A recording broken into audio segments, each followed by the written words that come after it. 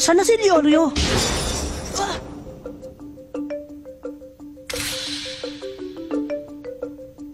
Maligayang pagdating. Kami ang inyong Phase 2 examiners. Ako si Menchi.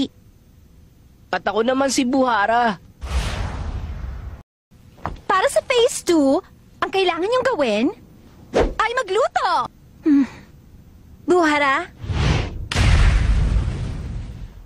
Ang pangunahing sangkap na kailangan ay baboy.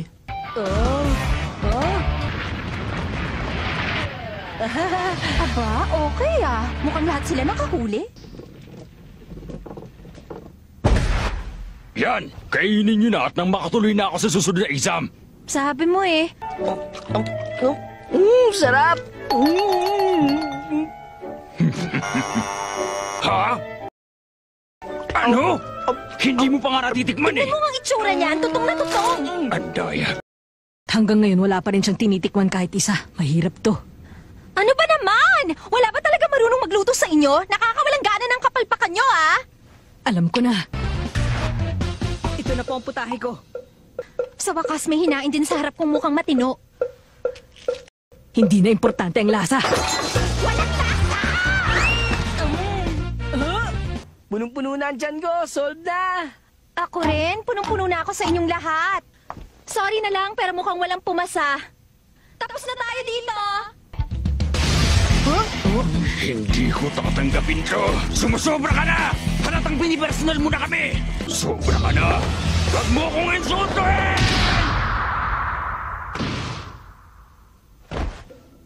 Kasi naman, ang hirap naman mag-isip ng putahe sa baboy. Dali isa lang naman ang luto doon. Subukan mo ba ulitin yun? Para kapag napuro ko sa'yo, pupulitin ko yung mga braso mo at gagamitin ko para magsampal-sampal sa'yo!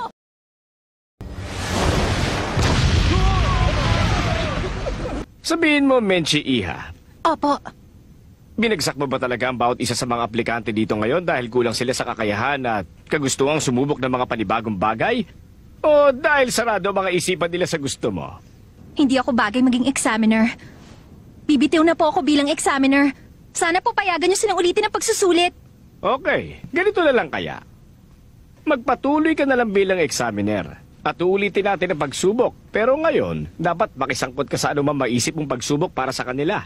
Oh, maganda nga po yun. At nakaisip na rin ako ng panibagong pagsubok. Nandito na tayo. Tumingin kayong lahat dun sa ibaba.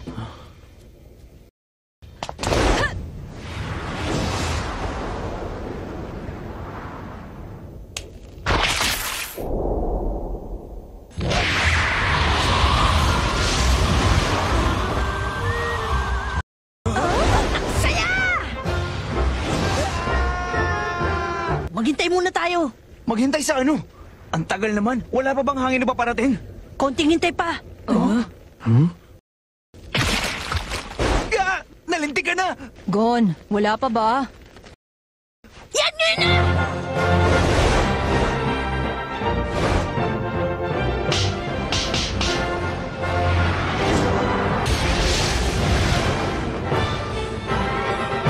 별이 있다